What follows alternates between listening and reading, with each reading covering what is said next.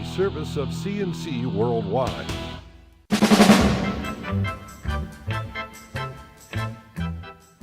CNC Podcasts are a service of CNC Worldwide and brought to you by the Greece Chamber of Commerce, providing more than 800 member companies with business solutions since 1984. The Rochester Board of Education is asking the state for a 6-month extension on its deadline for improving the poor academic performance at East High School. The school board was supposed to choose one of 5 options specified by the state education department at a special meeting Tuesday night. Instead, Board President Van White revealed a 14-page letter of intent from University of Rochester President Joel Seligman. In it, Seligman proposes becoming the Troubled High Schools Operator, or EPO, Educational Partnership Organization. Seligman goes on to say the U of R needs 6 months to develop a sound plan that benefits students, the school district, and the university. White says the university has stuck its neck out and said what needed to be said, and he called on school employees and the community to work together with the university to create a turnaround plan for East that actually has a chance of success. The State Transportation Department has been forced to close the bridge that carries Chilai Avenue over the Erie Canal between Rochester and Gates. That heavily traveled link between the city and the suburb was closed suddenly after crews painting the bridge on Tuesday noticed seriously deteriorated steelwork. The state DOT says the bridge is closed until further notice.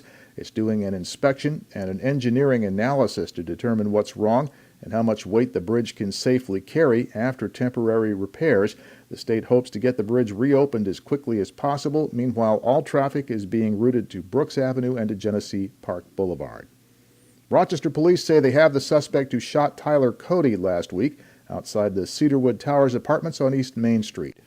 They've charged 27-year-old James Johnson of Rochester with second-degree murder for shooting Cody during an argument.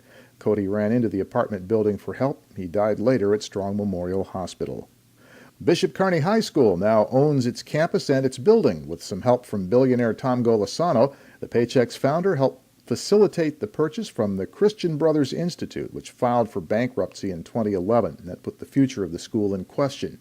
The Bishop Kearny trustees say the school has bought the 42-acre site in Arundecoit for $3.4 million. Golisano helped arrange the deal through Main Street Fishers, LLC. The Catholic high school has been on Kings Highway in Arundecoit for more than 50 years. The New Eastman Kodak Company reports losses of $36 million for the first quarter of 2014, an improvement compared with a year ago when first quarter losses were $85 million. While it's not turning a profit yet, Kodak says the tide is turning and the results are in line with its expectations. Kodak says sales were off by 19% as the company's film and consumer inkjet businesses keep dropping, but sales of its high-end commercial printing equipment and software are up, and the new Kodak CEO, Jeff Clark, says that's the way forward. Rochester's Little Theater is getting ready to temporarily shut down Theater 1, its biggest, for the digital upgrade. The East End attraction is equipping its biggest auditorium for digital movie projection, still keeping the ability to show 35mm film. The smaller theaters, number 2 and 3, have already been upgraded, and now that distributors have stopped releasing films on actual film, the Little is moving to finish the conversion. The Little spokesman says they'll be closing the theater on May 12th, Theater 1 that is, the other 2 will still be open. The work will take about 2 weeks, and it should reopen by the end of the month. Your next CNC podcast, whenever you click on one of these pages and catch one. We post updates around the day, text updates as necessary, and I'm Bud Lowell, CNC News.